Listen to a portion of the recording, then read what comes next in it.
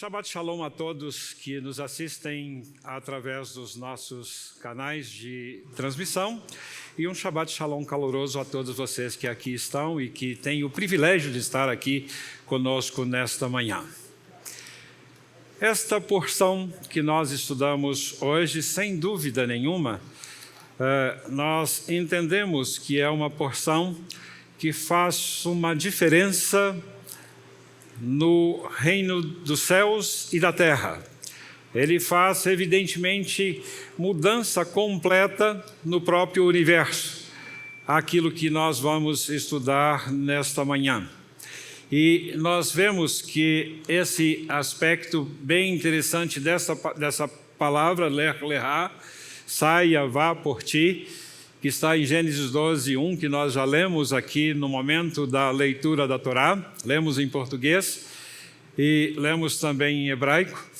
Nós entendemos que a nossa casa tem tido ministrações muito abençoadas, especialmente as ministrações que o Rabino Marcelo tem feito a respeito desse tema, muitas ministrações, do Rabino Mateus também, sempre abordando aspectos especiais desta paraxá, dessa porção, e lembrando que nesta paraxá, saia, vá por ti, nós lembramos que temos que sair realmente de algum lugar para entrar em outro lugar, mas nós precisamos de tomar a decisão, evidentemente, de sair desse lugar para que eu possa chegar em algum outro lugar. A própria tema da paraxá já nos ajuda e já nos abençoa.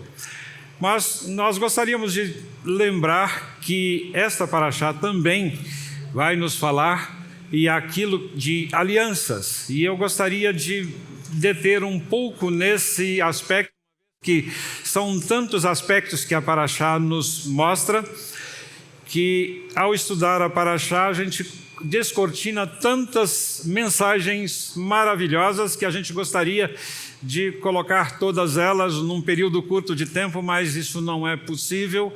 Nós vamos então limitar um espaço de tempo e gostaríamos de focar na aliança para uma vida bem-sucedida, é aquilo que nós gostaríamos de pensar. E essa aliança, quando nós pensamos em alianças, nós vamos ver que temos uma aliança que é feita em Cristo, e nós vemos que, pelo que se alguém está em Cristo, nova criatura é, e as coisas velhas já passaram, eis que tudo se fez novo. Isso é uma palavra que o apóstolo Paulo nos fala em 2 Coríntios 5,17, mostrando que essa aliança com Cristo faz mudanças em nossas vidas, faz mudanças reais em nossas vidas, porque nós vemos que nós fomos gerados pela palavra da verdade e ela precisa de fazer mudança. Não é algo de mentira, não é algo que eu vou fazer, mas algo que é realidade em minha vida. E todo que está em Cristo, sem exceção, ele é uma nova criatura.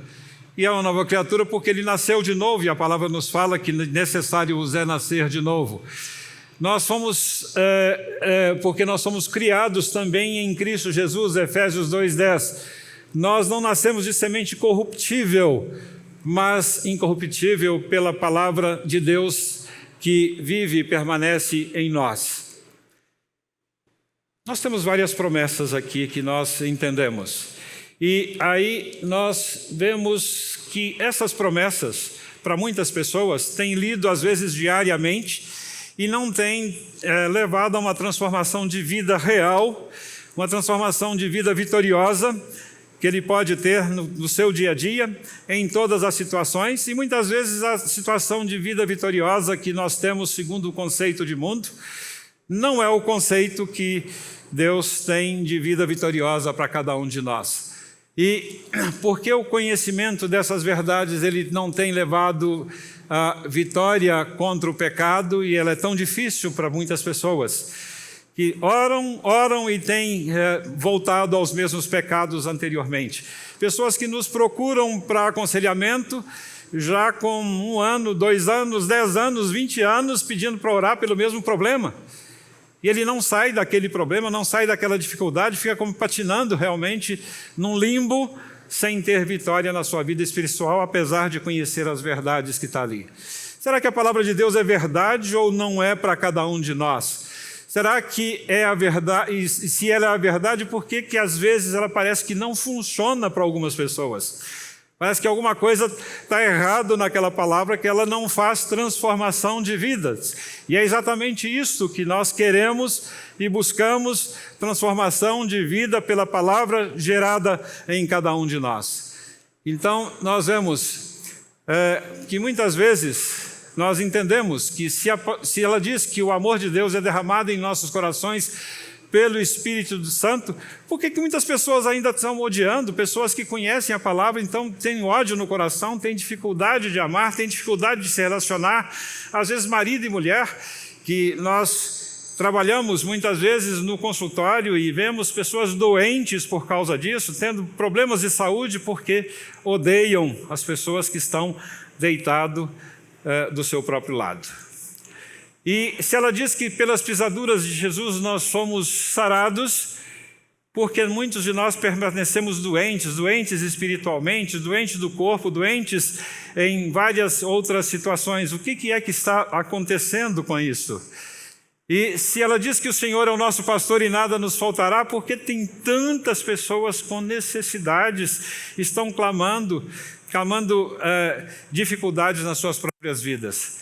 E aí nós vemos, se diz que o pecado não tem mais domínio sobre nós, e por que muitas pessoas são vencidas por ele?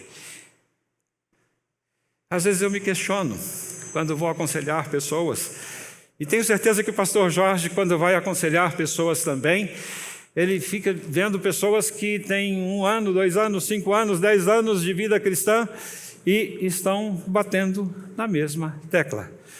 Estão patinando ali escorregando naquelas mesmas teclas. Então, o que nós vemos? Se ela diz que o amor, aqui nós passamos esse. Aqui. Então, como conseguir realmente fazer essas mudanças em nossa vida? Como é que eu consigo melhores cidadãos? Como é que eu consigo lares melhores? Relacionamentos melhores? Como é que eu quero ter bons empregados, bons patrões? Como é que eu posso diminuir a corrupção? Como é que nós desejamos? São coisas que todos nós desejamos ardentemente. E vivemos num país que nós gostaríamos de ter todas essas coisas mudadas. E muitas vezes nós oramos por isso, nós queremos abençoar. E como é que nós vamos conseguir mudar essas coisas? Uma certa vez, um pastor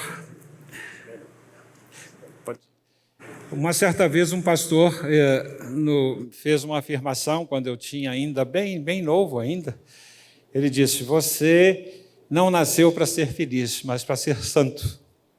Eu tinha ainda muito jovem, e aí, olhando, sede santos, porque eu sou santo, a palavra diz isso, né? Então eu falei, está certo. Bateu, mas se você não nasceu para ser feliz, ficou uma coisa muito esquisita de entender isso, de você não nasceu para ser feliz. Porque há muitos ditos por aí que dizem, você merece ser feliz, você merece a felicidade, você merece isso, você merece aquilo. Certamente nós não merecemos nada, absolutamente, dentro disso. Mas, com o tempo, a gente vai vendo exatamente o que é esse santo separado, o que Deus quer realmente de nós, um propósito para as nossas vidas. E nós nascemos todos com um propósito. Pode ter certeza que ninguém nasceu simplesmente para poder ficar na sarjeta. Ninguém nasceu simplesmente para ficar lá nas drogas. Ninguém nasceu para poder ficar adulterando. Ninguém nasceu para ser corrupto, para ser ladrão. Ninguém nasceu absolutamente para ser dessas formas. Eu trabalho ainda até hoje numa penitenciária, dando assistência médica, e vemos tantas pessoas jovens com as vidas estragadas, vidas que parecem que perderam o propósito da sua existência, mas nós entendemos que realmente nós nascemos para ter o propósito de Deus em nossas vidas. E como é que eu... Epa, parece que acabou a pilha aqui.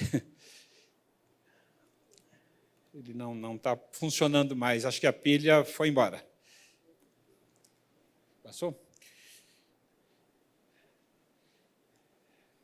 Mas aqui não está funcionando. Então, nós vemos que a palavra nos fala, e é a Haftará dessa semana, nós vemos os que esperam no Senhor, renovam as suas forças, serão como asas, como águias. Em Mateus 5, nós vemos também que bem-aventurados os pobres de espírito, que ele começa lá e vai nos trazendo uma série de bem-aventuranças, uma série de felicidades que nós temos, mas ele termina exatamente quando a gente chega lá no 12, no versículo 12, nós vamos entender: bem-aventurados sois quando perseguindo, disserem todo mal contra vós.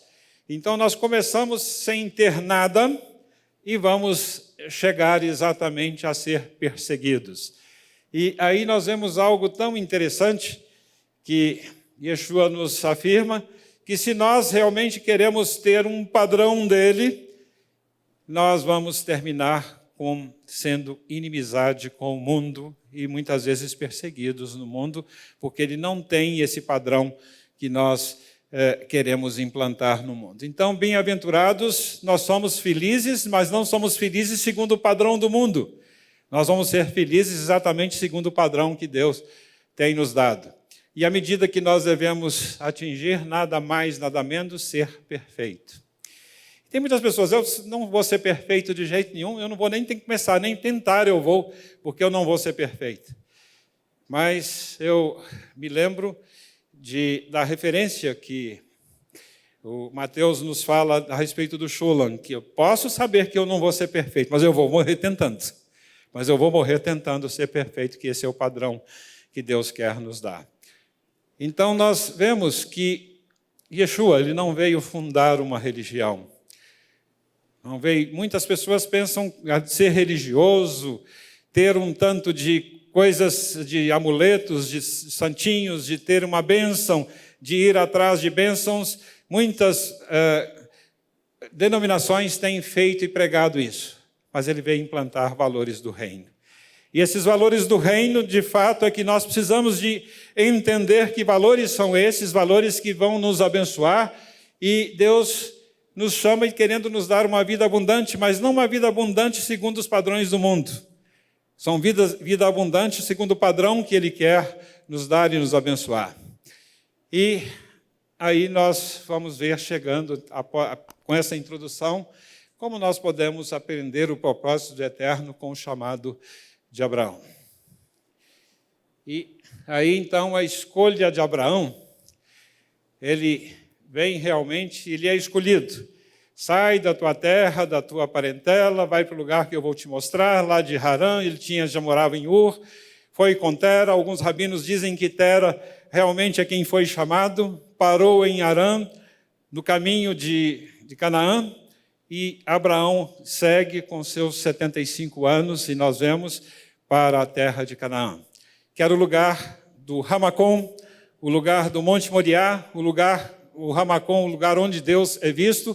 Então ele tem ali, segundo todos os estudiosos, ele tem no mínimo 10 provas e que ele passa a ver. Sai da tua terra. Ora, o Senhor disse a Abraão: sai da tua terra, da tua parentela e da casa do teu pai para a terra que eu lhe mostrarei. Não tinha mostrado ainda, não deu um mapinha, não deu nada, não tinha apartamento comprado, não tinha terra comprada, não tinha nada, e ele simplesmente sai e obedece. Então nós vemos que esse mandado do Eterno, ele tem só uma característica: você simplesmente obedece e eu de fato vou te abençoar. Mas ele chega nessa terra, que era uma terra prometida para ele. Primeira coisa que ele encontra, não encontra coisa boa, não encontra lá uma comissão de recepção para ele, não encontra uma série de coisas abençoadas, não encontra um oásis ali cheio de palmeiras, cheio de terra manando leite e mel, de vacas com as tetas cheias rolando nas pedreiras, nem mel descendo nas montanhas de pedra que tinha ali, mas ele encontra fome. Encontra fome naquele lugar. Então, mais uma prova que ele de sair sem saber para onde ia e chega no lugar e encontra fome. E vai para o Egito. que acontece no Egito? A mulher dele é roubada. Ele fica sem saber o que fazer, com medo de ser morto e tudo, mas ele vence isso e o Eterno permite que ele vença mais essa prova. E quando volta para a terra, ele tem a contenda com Ló. Que quando ele manda sair da terra e da parentela, ele não mandou levar ninguém com ele, mas ele, na sua bondade, levou um sobrinho junto. Ele não precisava ter levado lá. E ali ele tem contenda e ele resolve essa contenda pacificamente. Ninguém quer contenda com família. Família realmente não é coisa que nós não queremos realmente familiares contenciosos conosco. Isso nos assusta muito porque a família é exatamente onde nós queremos o aconchego, mas muitas famílias têm contendas e contendas das mais difíceis ali. E logo depois, o rei de Sodoma com outros reis ali acabam realmente entrando em guerra e Ló é levado cativo. E ele tem que, com mais de 300 dos seus servos, nós vemos aí, só de servos que podiam pegar a espada, ele consegue então mais de 300 servos e vai lutar e consegue vencer. E ele vence o rei de Sodoma, vence os reis ali naquele local e consegue resgatar Ló com tudo. E ele tem mais uma prova ali que ele não pega absolutamente nada dos despojos. Deus o abençoa naquele momento. E então ele vem aos 99 anos, faz a sua operação de fimose, a sua circuncisão. Nós vemos que isto, ele circuncida a carne, nós vamos olhar, são etapas de uma aliança que nós vamos colocar, ele circuncida mais uma outra prova para ele. E Sara novamente junto ao estrangeiro Abimeleque, ele novamente tem a sua esposa roubada novamente. Ele pode, então, passa por mais uma prova e ela não é tocada. Aí, quando nasce o seu filho Isaque, ele deita fora essa serva e seu filho, Ismael é exilado, e eles tentam realmente resolver a questão da bênção de Deus da sua descendência, mas tem a outra prova. E a prova maior que ele teve foi exatamente que ele venceu a Akedah de Isaque, o quase sacrifício de Isaque, e ele, eis-me aqui, toma seu filho, que vai e amas a terra de Moriá e oferece ali em holocausto sobre os montes que hei de mostrar. Nós sabemos, conhecemos a história da Akedah de Isaque, sabemos o que ela significa, já temos muitas ministrações nesta casa a respeito. Aqui não é o objetivo da nossa fala hoje, estarmos ministrando sobre este assunto. Mas importante é que Abraão venceu as suas 10 provas. E quando Deus chama, o importante aqui nos chama, muitas vezes nós somos provados. E qual o tempo das nossas provações? É exatamente o tempo que nós vivemos aqui nessa terra. E nós vemos que essa vida que nós vivemos aqui, ela muitas vezes é um teste para que o Eterno nos prova, para saber se nós podemos mudar a fase de nossas vidas. Muito interessante nos jogos de videogame das crianças aí, que se ele consegue vencer uma dificuldade, ele muda para a fase seguinte. Se consegue vencer aquela outra dificuldade, muda para a fase seguinte. E muitos têm colocado que Deus se revela progressivamente a cada um de nós, à medida que nós vencemos a fase anterior. E se nós não conseguimos, tomamos bomba naquela fase anterior, ele não nos promove para a fase seguinte. Davi entendeu isso perfeitamente, que a intimidade do Senhor é para aqueles que o temem, aos quais ele revela os seus propósitos. E Deus quer revelar os propósitos para cada um de nós. E muitas vezes nós estamos orando, pedindo a bênção de Deus, pedindo que Deus nos tire os problemas, nos tire as dificuldades, nos tire as doenças que muitas vezes nós temos. E às vezes nós até culpamos as pessoas porque têm doenças, porque têm dificuldades em suas vidas, e não queremos muitas vezes o tratamento que o Eterno tem nos dado, e Ele está simplesmente querendo nos promover a um nível maior. Quer promover a um nível de intimidade maior com Ele, revelando os seus propósitos. E Abraão não teve um só problema. Foram 10 problemas que ele teve para que ele pudesse vencer. E nesse aspecto também de propósitos, eu gostaria de lembrar que esses propósitos definidos para as bênçãos das nossas vidas, e, na verdade, Ele quer que nós sejamos capazes de desempenhar com eficiência aquilo que Ele tem preparado para cada um de nós. É possível que o Eterno tivesse outro a ser chamado para essa tarefa. Sempre o Eterno nos dá a oportunidade de participarmos do seu projeto. E muitas vezes, se nós não conseguimos entender esse chamado dele, não conseguimos responder à altura que ele quer que nós respondamos, tem outros que podem ser chamados. E comecei a pensar quem poderia ser chamado no lugar de Abraão, se teria alguma outra pessoa. O Jó, quando a gente estuda o livro de Jó, o livro mais antigo da Bíblia, nós vemos que, se nós fizermos as contas lá de 210 anos aproximadamente, ele viveu 140, mais 140 anos depois da sua dificuldade. Se ele tivesse 70, viveu 210 anos. Não era tão difícil naquela época, que ele era contemporâneo de Abraão, provavelmente filho de descendente direto de Shem, mas se ele tivesse só 140, seria talvez um descendente de Saul, de Esaú, um pouquinho mais depois de Abraão. Mas o importante é que se concordam que ele era mais ou menos contemporâneo, tinha mais ou menos a mesma vida, tinha mais ou menos também a mesma quantidade de posses que Abraão tinha, e ele também, vemos que o Senhor tinha um conceito de Jó. Isso não é o conceito que as pessoas faziam, mas o conceito que Deus tinha de Jó. Notaste o meu servo Jó? Ninguém há na terra semelhante a ele. Homem íntegro e reto que teme a Deus e se desvia do mal. Puxa, que currículo, né, de Jó.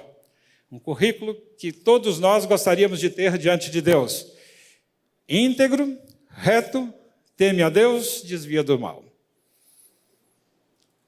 É isso que Deus quer ver em cada um de nós. Quer ver exatamente essas qualidades para que ele possa confiar exatamente aquilo que ele quer, a sua missão aqui na terra. Eu gostaria só de lembrar de Jó algumas coisas que não teve as 10 provas, mas pelo menos 7 provas nós entendemos em Jó também. A aprovação financeira. Era um homem rico, de repente ele perde tudo que tem. Puxa vida, muitas pessoas, quando você não tem nada e sobe para um patamar elevado, é muito fácil. Mas você está num patamar elevado e descer lá no fundo do poço, como o pastor Jorge mencionou, é difícil chegar no fundo do poço como José e depois ser governador do Egito, o segundo do Egito. É das coisas mais difíceis para qualquer um de nós, como seres humanos, perder tudo e recuperar. E a segunda provação dele foi familiar. Normalmente a gente vê pais sendo enterrados pelos filhos, mas os filhos, os pais enterrando filhos, isso eu tenho experimentado disso. Essa semana tivemos pessoas aconselhando pessoas, atendendo pessoas que perderam o filho de 32 anos com Covid, e a gente percebe que é uma dor muito grande que os pais sofrem de ver enterrando os seus filhos. E Jó teve que sepultar 10 filhos. Não é fácil, realmente, essa situação, uma provação muito difícil. E para um indivíduo que tinha 4 características que Deus mesmo disse que ele tinha essas características. A sua saúde.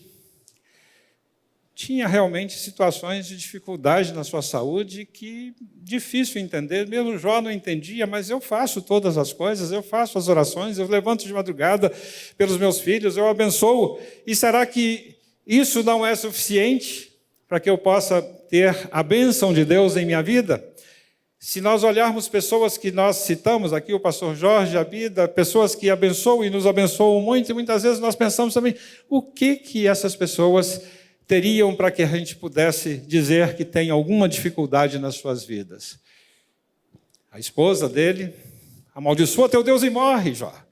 Não precisa disso mais não, senhor. Você não precisa dessas coisas.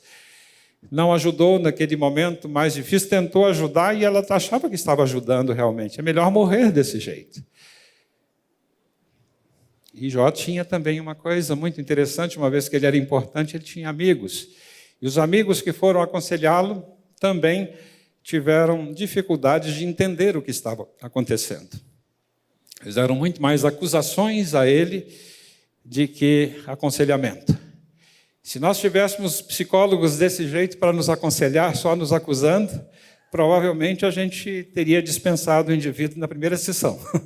Né? E se fosse um pastor para nos aconselhar também, nós não queríamos de jeito nenhum que ele nem orasse por nós dessa forma, nos acusando de tantas coisas aí que ele não sabia. E nós vemos que, outra coisa, com todas as dificuldades, todos que eram seus amigos anteriormente o desprezaram. E às vezes nós temos posições que nós tomamos por causa das dificuldades, pelo caminho que nós escolhemos. Se nós escolhemos um caminho da restauração, por exemplo, só de escolher esse caminho da restauração, muitas vezes pessoas nos abandonam e nos acusam, têm desprezo realmente por nós, achando que eles são muito superiores a cada um de nós, só exatamente porque nós estamos tendo dificuldades em nossas vidas. E nós vamos à última provação, que é o silêncio de Deus, parecendo que Deus não estava respondendo, parecendo que as dificuldades todas que estavam ali, Deus ainda, Deus me abandonou, não tem jeito. E nós vemos que algumas desse silêncio de Deus, quando Abraão foi prometido um filho também para ele, da descendência dele, e ele lá com os seus 84, junto com Sara, resolve 75, ele chega com 84, ele tem Ismael, porque achou que não seria mais, que o filho não seria mais do colo dele, da semente dele. E Sara arruma um jeitinho de ajudar a bênção de Deus, mas Deus acabou abençoando Ismael exatamente por causa da promessa dele. E às vezes no silêncio de Deus, que Ele quer realmente nos tratar nesse silêncio, a pessoa arruma jeitos para poder ajudar a resposta de Deus. Mas Jó ali não arrumou nenhum aspecto para ele poder realmente ajudar a Deus. Ele, então, como é que Jó resolve a situação dele? Quando nós vamos lendo Jó, a gente vai entender que ele falou: e quando Jó orou pelos seus amigos, Deus mudou a sorte de Jó. Então, na sua dificuldade, no seu problema, nas suas maiores dificuldades, ele foi capaz de orar e abençoar pessoas, trazendo daquele fundo de poço deles, trazendo bênção para aqueles que não entendiam a própria situação de Jó, que era exatamente algo que Deus tinha para Jó e tratar. E o que Jó aprendeu com isso?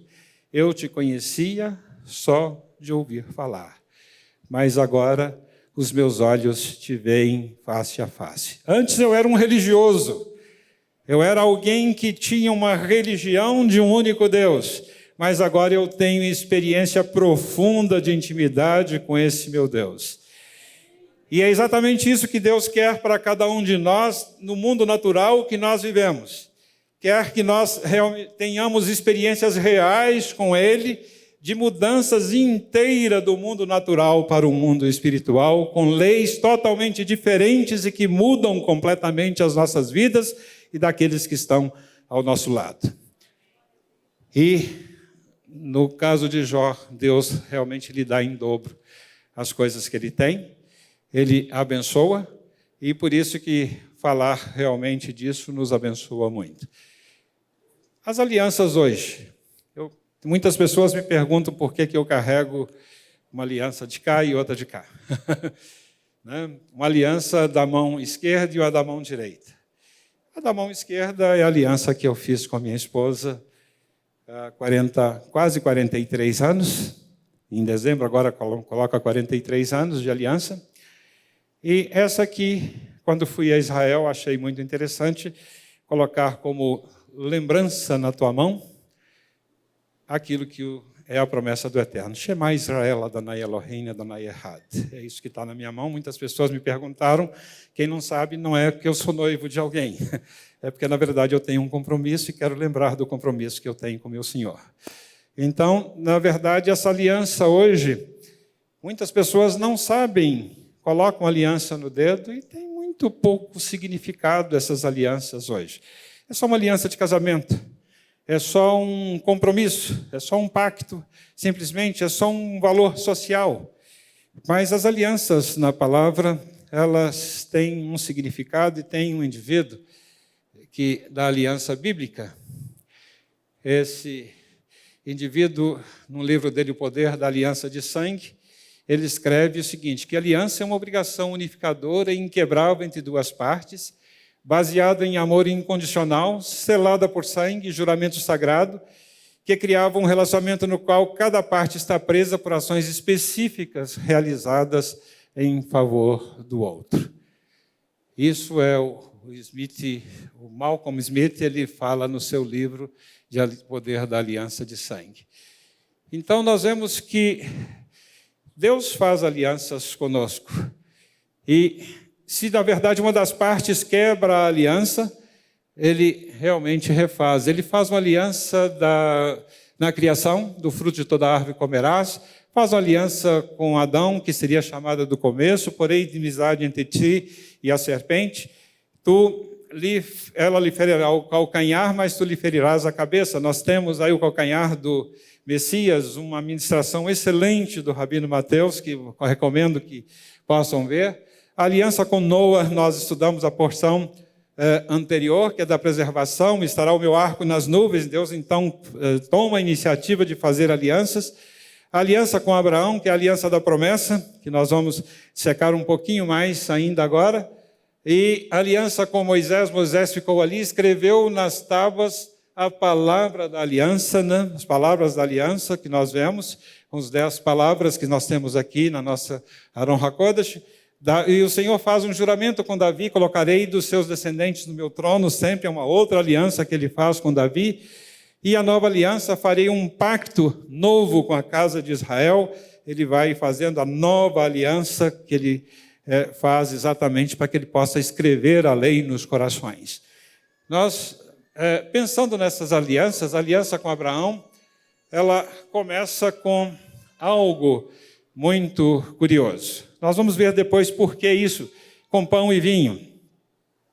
O pão e o vinho que nós fazemos no nosso Kiddush aqui, nós, nas alianças antigas, a pessoa que tinha que pegar um pouco do sangue do outro indivíduo, colocar numa taça com vinho e beber do sangue desse indivíduo. Comia um pouquinho da pessoa e bebia do sangue. Yeshua cita isso exatamente como as pessoas que já conheciam essa aliança, quem não comer da minha carne e beber do meu sangue não tem parte comigo. Ele vai citar porque é como se as pessoas conhecessem os pactos antigos que se faziam. No ambiente judaico, nós não bebemos sangue, então isso é substituído pelo vinho. Nós não comemos a carne um do outro, mas nós então comemos o pão, simbolizando que nós introjetamos um pedacinho do outro e introjetamos em nós a vida do outro em nós. Então o Kiddush está dizendo simplesmente com aquele que eu quero fazer um pacto, eu uso pão e vinho para dizer que a vida do outro está em mim e a minha vida vai para ele também. Então o Kiddush aqui simplesmente nós estamos simbolizando uma aliança que nós fazemos com alguém que nós queremos fazer. E se fazemos um Kiddush todos os Shabat, é exatamente porque nós queremos que esses valores que estão no Shabat, esses valores memoriais que nós celebramos a cada Shabat, nós queremos introjetar dentro de nós, porque o Eterno nos oferece isso gratuitamente. Nós vemos que ele faz isso com Melquisedeque, rei de Salém, que era um sacerdote, trouxe pão e vinho, era sacerdote do Deus Altíssimo. Hebreus nos dá a dica, nós também não vamos entrar em muitos detalhes, quem era Melquisedeque. Tem uma ministração excelente que nós podemos ver aqui, que o Rabino Mateus fez essa ministração e nós podemos reportar a ela. Sabemos que isto, segundo as nossas colocações, era uma teofania, a manifestação do próprio Yeshua, realmente ali presente na presença de Abraão. Mas detalhes, você vê com detalhes, se interessou pelo assunto, vá lá nos nossos vídeos do YouTube, você pode ver isso. Nós temos uma outra cerimônia muito interessante, que dos animais partidos, o sangue, e que ele traz, então, os animais, ele parte os animais em duas partes, e que as pessoas antigamente passeavam entre essas metades, como se partiam uma em frente à outra e davam uma passeada em 8 nessas metades. Essa aliança é uma aliança de sangue exatamente por quê? Porque aconteça comigo, se eu quebrar essa aliança, exatamente como aconteceu com esse animal. Que eu seja partido, que eu seja morto, meu sangue seja derramado realmente se eu quebrar essa aliança. E Deus pede que Abraão ponha essas metades, e naquele mesmo dia Deus fez um pacto com Abraão. E por que ele, na verdade, ele pede para fazer isso aí? E se nós vemos... o que ele faz é que uma tocha de fogo, depois Abraão entra num sono profundo, uma tocha de fogo e uma fumaça passa no meio daquelas metades e Abraão não passa. Porque eram as duas partes que passavam entre as metades. Mas para que pudesse dizer que acontecesse com um e com o outro, eram pactos antigos já que se faziam naquela época. E o povo, e Abraão conhecia esses rituais. Então, o que ele estava dizendo é que se a tocha de fogo e a fumaça passou, e há estudiosos que já dizem que tanto a tocha de fogo era o próprio Deus e o próprio Yeshua que estavam passando ali, porque Hebreus nos dá essa dica dizendo que Deus não tinha com quem, você jura por um maior que você, mas Deus não tendo nenhum maior por quem jurar, ele jurou por si mesmo. Jurou por si mesmo de realmente cumprir, e como não tinha outro nenhum para fazer esse pacto, ele fez o pacto com Yeshua, para que ele pudesse ver cumprido em Abraão. E esse é o mesmo pacto que ele faz com Yeshua para ver cumprido em nós, e nós não podemos cumprir esse pacto de sangue com ele. Então, ele celebra esse pacto com Yeshua em nosso favor. Então, nós vemos uma troca de nomes que acontece ali. E essa troca de nomes é muito interessante, que quanto a mim, meu pacto é contigo e será de muitas nações. Não mais será chamado Abrão, mas Abraão será o teu nome, pois pai de muitas nações te posto. Disse Deus a Abraão, quanto a Sarai, tua mulher, não será mais Sarai, mas Sara será o seu nome. Em português, significa nada para a gente, praticamente. Mas vamos lá, tem algo aqui, um segredo, tem um sod aqui nisso aqui. E é um segredo que nós vamos ver, nós vemos para quem fez o curso do Mateus lá, nós entendemos que ali nós temos o tetragrama. E o tetragrama nós temos Yud, Rei, Vav, Rei. E se fôssemos falar, os rabinos dizem que é um nome impronunciável, né? Mas se fôssemos falar Yehová, eu tenho que soprar o último, para que eu possa falar o Yehová. Vamos lá ver que coisas interessantes nós temos nesse segredo, quando ele muda o nome de Abraão. Abrão, então, nós temos um Aleph, um Bet, um Reish e um Mem, final. Nós temos ali, então, que ele tem Abrão, ou Abram. Mas o que Deus propõe no nome, o que o Eterno põe na mudança do nome? Ele coloca, então, Avraham. O que ele colocou? Um pedaço do nome dele no nome de Abrão. E vira Avraham. E se vira Avraham, eu tenho que, na verdade, soprar um pouco. Era o Ruach HaKodesh que ele estava colocando dentro de Abraão, naquele momento, naquele pacto, colocando que a partir daquele momento, daquela aliança estabelecida, ele teria realmente o espírito o Rua HaKodesh dentro dele, não era simplesmente uma mudança de nome, mas uma mudança de estado completo com o Espírito dentro dele. E nós sabemos também que o Eterno quer uma mudança de nome, Ele vai nos dar um nome novo também, que só nós sabemos, Ele vai soprar nos nossos ouvidos um nome novo. No milênio, Ele vai nos dar esse momento em que nós teremos esse nome novo diante dEle. Ele quer realmente uma mudança de nome, uma mudança de estado, e é exatamente a aliança que Ele faz conosco. Ele quer realmente uma mudança do nosso espírito, do nosso interior. Ele quer exatamente que o Espírito passe a dominar as nossas vidas e nós não sejamos mais pessoas, meninos, levados a todo vento de doutrina, mas que sejamos abençoados e abençoadores onde nós estivermos.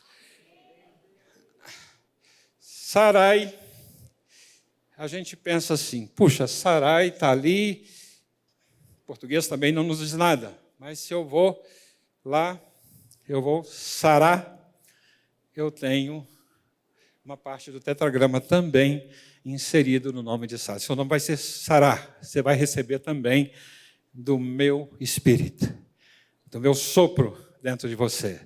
Então, vocês vão ser abençoados e abençoadores, por isso que serão pais de uma multidão de pessoas, serão pais de muitas nações. Em ti serão benditas todas as famílias da terra, porque dentro de vocês está o meu Espírito. E vocês também podem ser abençoados, cada um de nós pode ser abençoado e abençoador, quando o Espírito do Eterno nos toma e nos abençoa, e nós podemos ser abençoadores de muitas nações onde nós estivermos.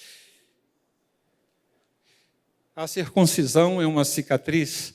Tinha 99 anos quando ele foi lá. E realmente essa cicatriz ela vem no órgão sexual, onde passa a semente, para que ela pudesse ser lembrada eternamente.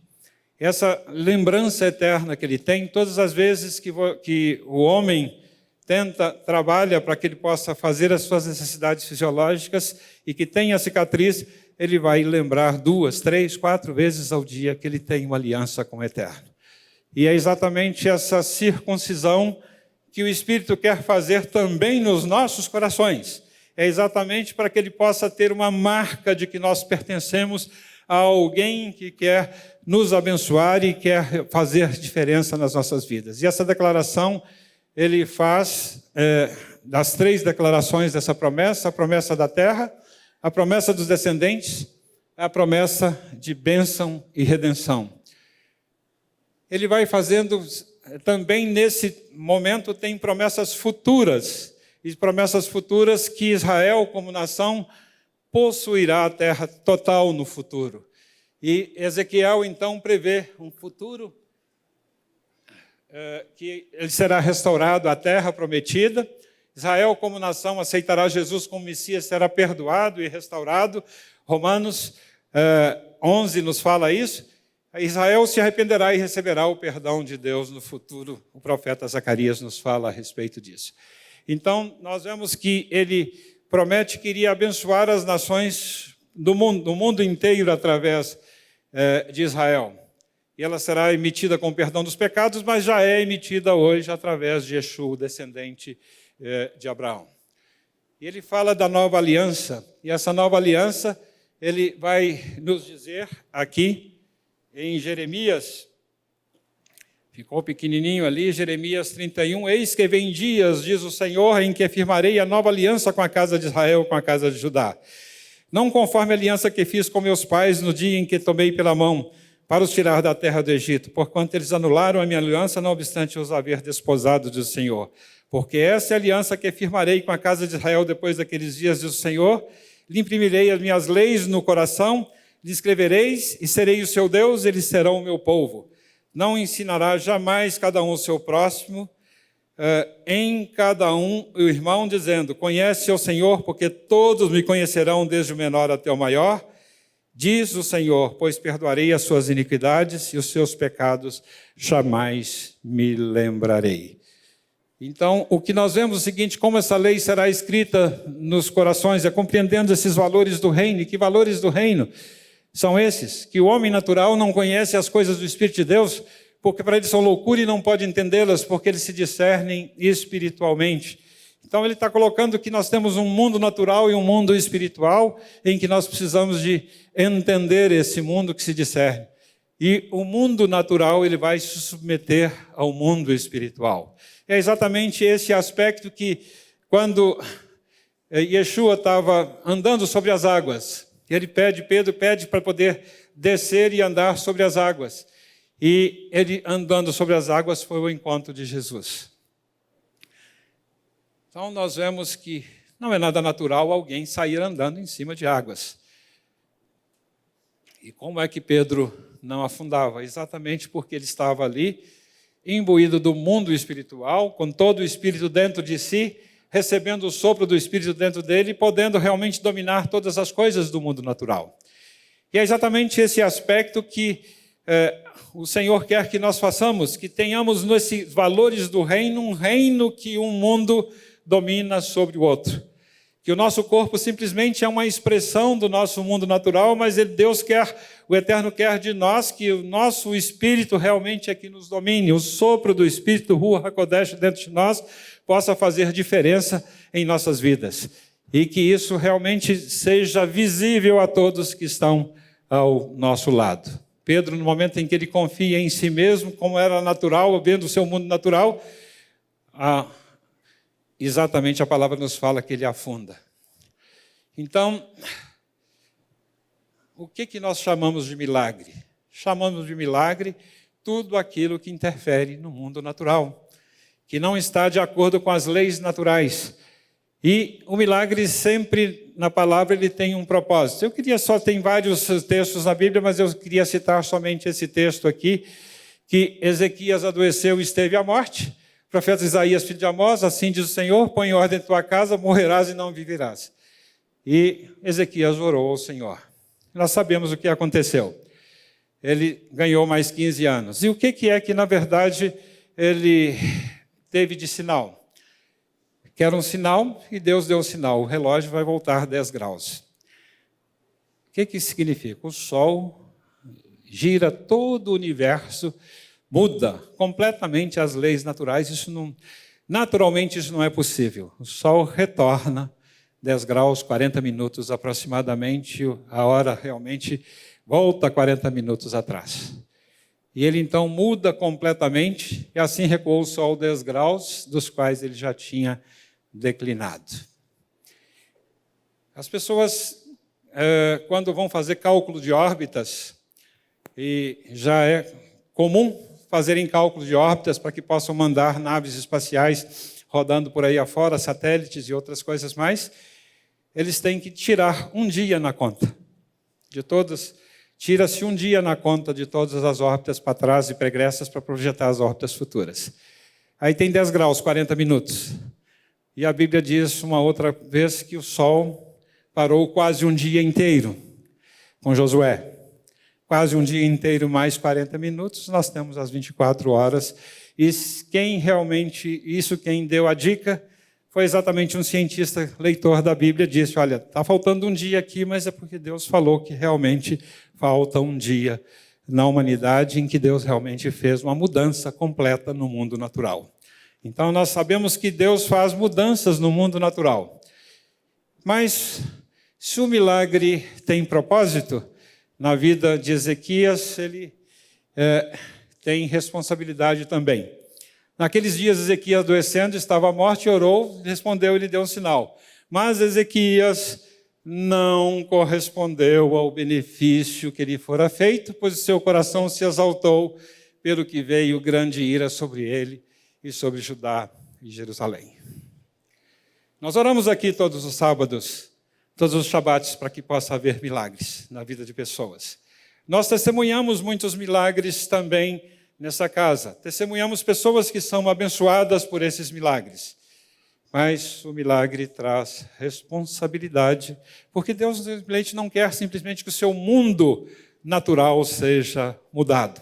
Ele quer que o seu interior seja mudado, ele quer valores do reino dentro de você, ele quer exatamente valores que possam realmente impactar a vida de outras pessoas com o seu próprio exemplo.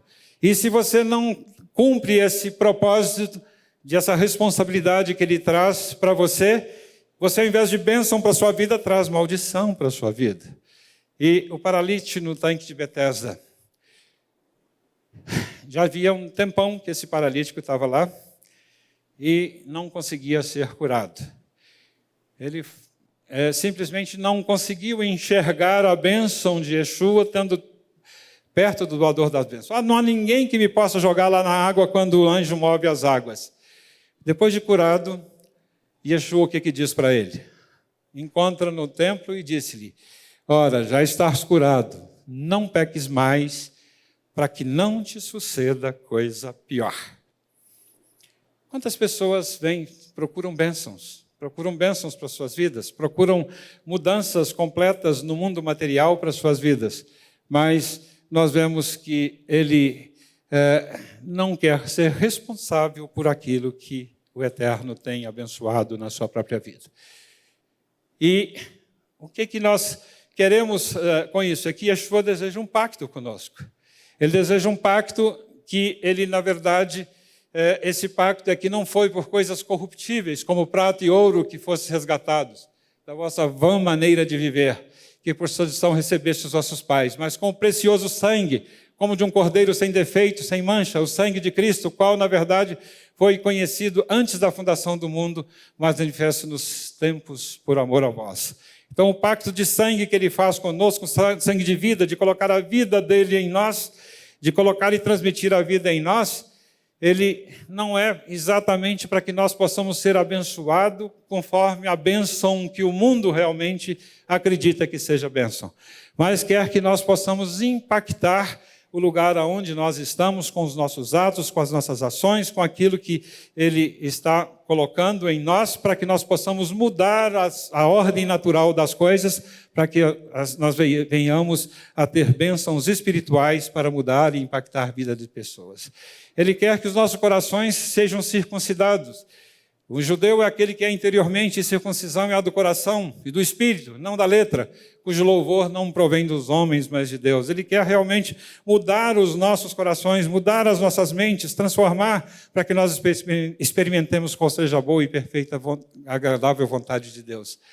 Então, quando tem esse texto aqui, nós gostaríamos apenas de, já encerrando, desenvolvendo os olhos espirituais, é uma historinha de 6, 8 a 17, se você puder ler, abrir a sua Tanar, a sua Bíblia, vai ler, é uma historinha que ele conta a ação de Eliseu na guerra contra os sírios. O rei da Síria fez guerra a Israel e um conselho com os seus oficiais e disse: em tal e tal lugar estará seu acampamento. Mas o homem de Deus mandou dizer aos reis de Israel: guarda-te de passares por tal lugar, porque os sírios estão descendo ali. O rei de Israel enviou tropas ao lugar que o homem de Deus lhe falara, no que tinha avisado, e assim salvou, não uma nem duas vezes. Então, tendo se turbado com esse incidente o coração, o rei da Síria chamou ele aos seus servos e disse: não me fareis saber quem dos nossos é pelo rei de Israel? Respondeu os seus servos: ninguém, ó rei meu senhor, mas o profeta Eliseu, que está em Israel, faz saber ao rei de Israel as palavras que falas na tua câmara de dormir. Ele disse: ide e vede onde ele está, para que eu mande prendê-lo. Foi dito: eis que está em Dotã. Então enviou para lá cavalos, carros fortes, tropas chegaram à noite e cercaram a cidade. Tendo se levantado muito cedo o moço do homem de Deus e saído, eis que as tropas e cavalos haviam cercado a cidade. Então seu moço disse: ai, meu senhor, que faremos? Ele respondeu: não temas, porque mais são os que estão conosco que estão com eles. Orou Eliseu e disse: peço que abras os olhos, para que veja. O Senhor abriu os olhos do moço e viu que o monte estava cheio de cavalos, carros de fogo ao redor de Eliseu.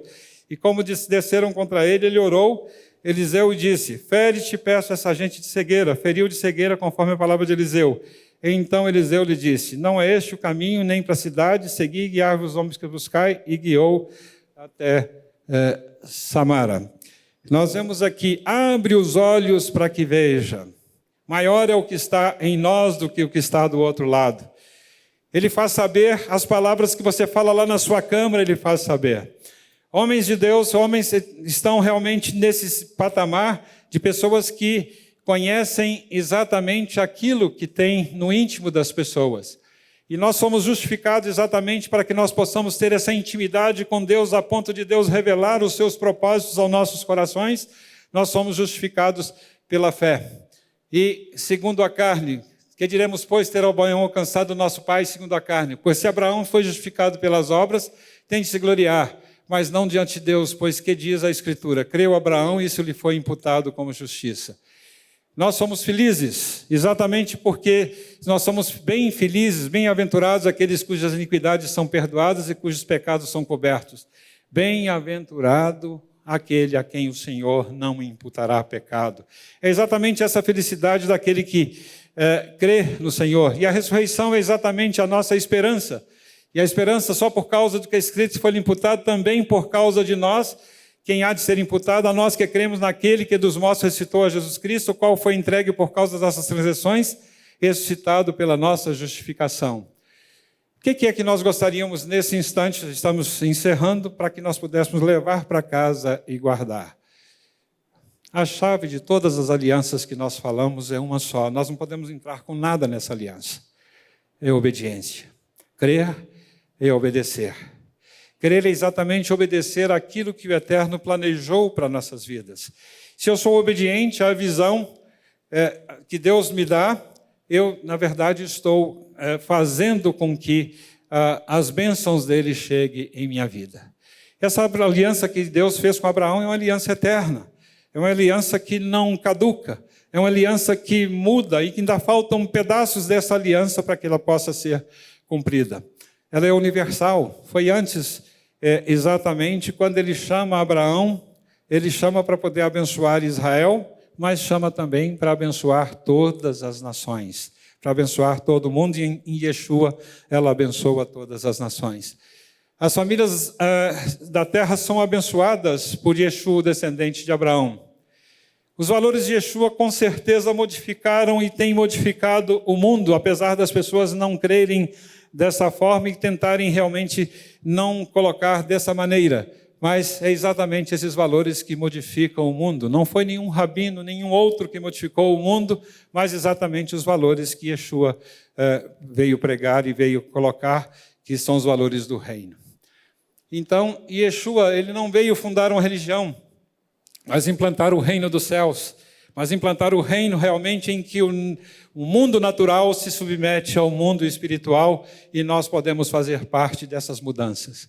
A mensagem original da palavra, ela restaura nossas vidas, restaura famílias, restaura a igreja, mas as mensagens deturpadas, ela tem realmente trazido muitas pessoas à prisão, trazido pessoas a estarem presas a dogmas e a outras coisas que não modificam as suas vidas e não fazem impactar o mundo onde nós estamos vivendo. Então, a aplicação da mensagem em nossos corações depende da aplicação do Espírito Santo, é algo espiritual, não adianta eu entender só pelo intelecto, mas eu preciso do Espírito Santo, do sopro do Espírito, para que ele possa realmente fazer mudanças na minha vida. E aí, então, eu vou ser impactado e eu não vou realmente ter decepções com a minha vida espiritual. Mas também ela necessita de canais limpos, para que ela possa realmente comunicar comprometidos com a verdade original da Bíblia. É por isso que esse ministério Deus tem abençoado, e tem abençoado porque tem procurado restaurar a prática e a busca da verdade original da palavra. Necessita de pessoas que saiam do seu comodismo, pessoas que realmente não queiram estar pensando que não podem fazer mudanças, mas que desejam ser perfeitos como o Pai que está no céu. Sede vós perfeitos como é perfeito o vosso Pai que está no céu. E para que nós possamos fazer mudanças, nós precisamos sair da casa e da parentela, sair do comodismo onde nós estamos, sair muitas vezes daquela busca que nós temos no início, quando eu era bem jovem, eu sonhava ter uma bicicleta, tive uma bicicleta, eu trouxe um pouquinho mais de trabalho, tive que aprender a consertar essa bicicleta.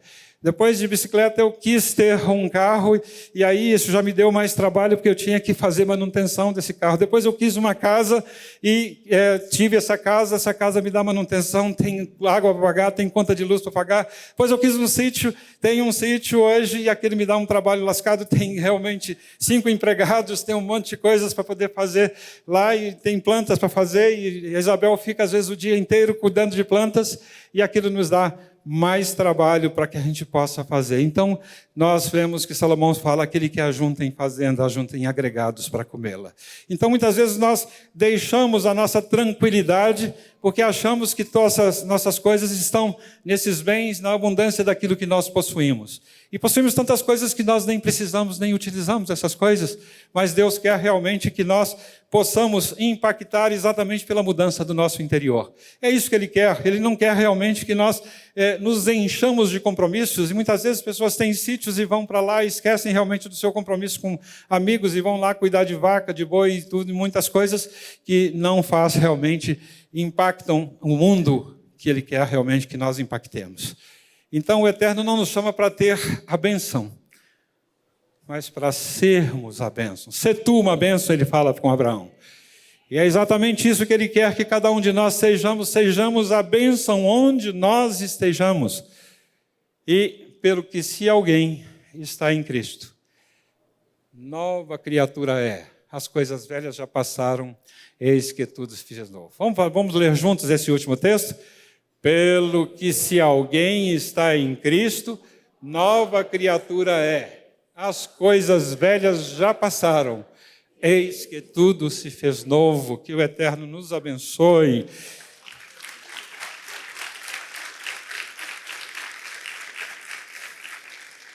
Se você gostou e foi abençoado com esse estudo, inscreva-se em nosso canal do YouTube. Considere também ser um mantenedor do trabalho do Ensinando de Sião no Brasil, Israel e no mundo. Doações e contribuições podem ser feitas através do link na descrição desse vídeo. Um grande abraço e shalom, shalom.